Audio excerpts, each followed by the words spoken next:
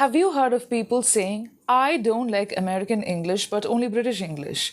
Or sometimes people can say, I'm a Sri Lankan, therefore I don't like Indian English. I don't like Tamilian English. I don't like Delhi English. You would have come across these kind of comments, and what do they actually mean when they say that? Because Indian English is accepted worldwide, and it's just because of our contribution towards the literature part. Keeping that aside, you will find through this video what they actually mean, because they get confused between mother tongue interference and the type of English. One more thing. English is a global language, but have you seen your friends, or at least some people, it can be also your colleagues, distinguishing and trying to create boundaries, walls around communication and language skills? English should connect, and it aims to connect people from different culture and different parts of the world. There's nothing as your English and my English. It's more about global language helping you to communicate with each other, understand, and create a network. It's really frustrating to see people creating this accent or even pronunciation discrimination. Your English, my English. You know that native speakers of English also can have some kind of interference while speaking in a language, just like our languages. Of course, on YouTube, you can listen to a content in your own language because of the auto dubbing feature or the subtitles, but it's above that. When you speak, you want to speak fluently. So today's video is all about candle. What is the connection between candle and the points that I mentioned before, creating walls and boundaries? So I have these words with me: wick, wax, flame, flicker, glow. You know these words? And if you don't know the meanings, don't worry, I've done a short video where I have given the meanings also. Even in the description, you'll find the meanings along with the ones given by the side of the screen. Well, I'll explain it for you. Don't worry. My name is Renee Rose Matthew. I'm a CELTA certified tutor, and welcome to another video here. What you have to remember is, suppose you feel discouraged, or if you feel that there is discrimination happening in your friend circle or at workplace, remember the candle. The first one is wick. This is the wick. Okay, the thread-like thing that you see. And of course, in your puja rooms or even in the altar, in the prayer halls, you will have these candles. Now, what is the meaning of wick when it comes to language learning? The purpose, the core, the heart of doing something. Even if you're learning swimming, you should know why you're learning it. So when you begin learning a language, you shouldn't be discriminating or begin the journey with the idea and purpose of discriminating, saying that I belong to Sri Lanka or I belong to this particular country and I shouldn't be listening to a person who is from India or from Australia or from Canada, because Canadian English, Australian English, Indian English, all these types of English, definitely, as you know, each type is accepted, just like British English. The native speakers of English definitely help you with the fluency and the standard usage, but it doesn't mean that we are dumb and we are fools. So you should have the purpose, the wick, the center, the core of learning something. If you don't have the core, if you don't have the purpose, you may find other digressions to discriminate, build walls, and even boundaries for no reason. It is not going to help in growth. The second point is wax. So why do we have this wax? This is wax. Actually, wax decides the longevity of the light, the energy. The candle burns, and when the wax is over, so when the entire candle completes its life by burning, okay, when it gets exhausted, there won't be energy, there won't be light. So the wax decides the longevity, the duration of that energy of light. Just like that, there shouldn't be any lifespan when you begin a journey improving your skills. There is no lifespan. It's forever. The lifespan of these kind of walls and boundaries is not eternal. It's not going to be there forever. It is definitely temporary. It's not because they change or the people change or the approach change. It's because it is transitory. It doesn't have any purpose. So when we think of the wax, the longevity. along with the purpose, definitely adds beauty to your journey. With plan, motivation, purpose, and determination. And when you enjoy your process, the wax will be there. So, in this language learning journey, what is longevity? What is the wax exactly? Your vocabulary, the words and grammar, the base.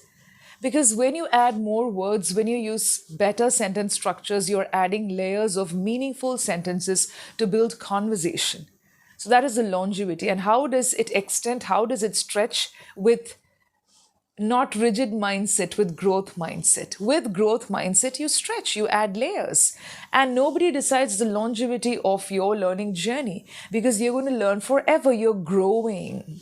The growth is important. Okay? So that is the point. It's more about how you add the layers.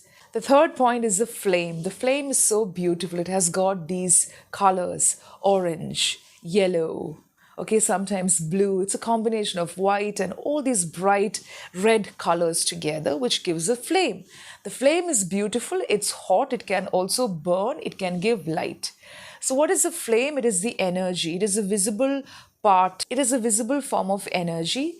And the flame is the passion. How do you keep yourself alight? How do you keep yourself burning in the right way? That is, how do you keep that light forever without allowing anybody else to extinguish?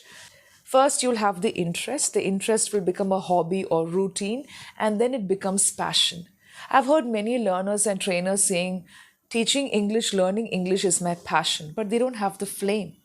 You can see many people from different walks of life learning English despite not knowing it. I'm not referring to any particular section of the society. You don't have to give a lot of attention to people who are deprived, but I am referring to genuine people who keep that passion alight.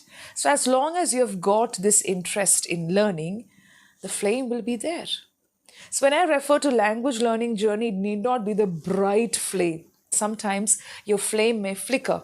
So just keep a candle on the table, and at times it keeps flickering. Not because the candle is not proper, not because the wax is not there, not because it is not capable of burning, right? Flickering stages will be there in your life. So let's finish flame. Flame is the energy, the visible form of energy, and it's also your passion, your interest. It's a consistency. Now, what is flicker? Even fluent speakers like me and you, even the native language speakers, will have areas where they face the dip. So when it is a language learning journey, you will have flicker. It keeps flickering.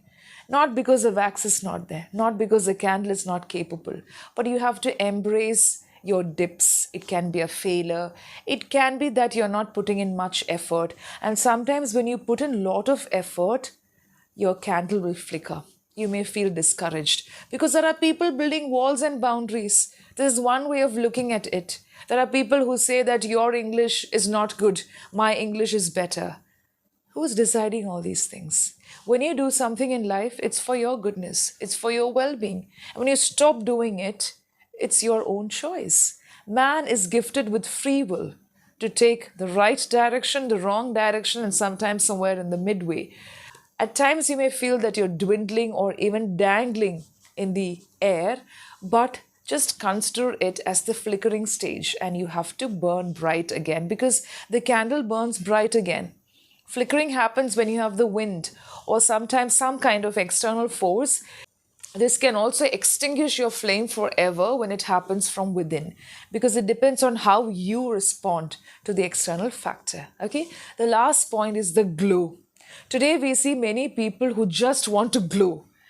Even before thinking about the wick, wax, flicker, flame, they want to glow. Glow is more about how you spread the energy, how you share the information, how people recognize that there is a flame.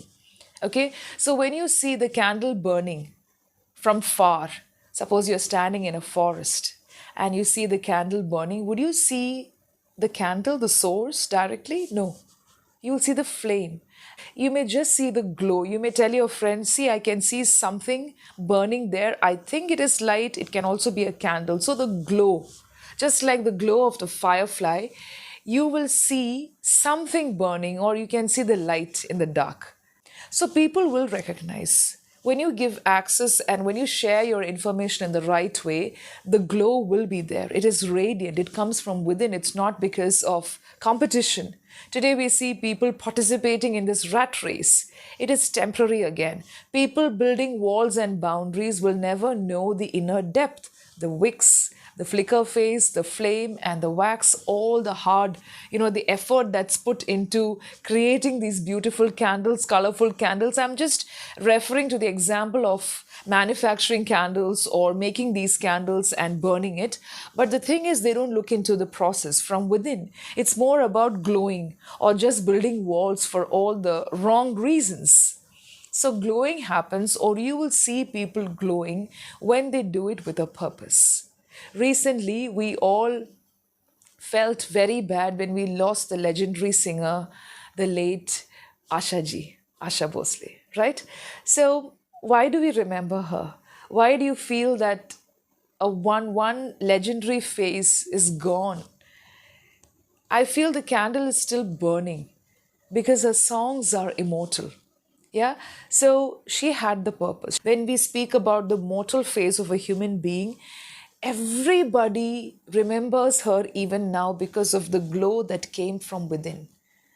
The kindness, the generosity, the humility, all these things that make a person.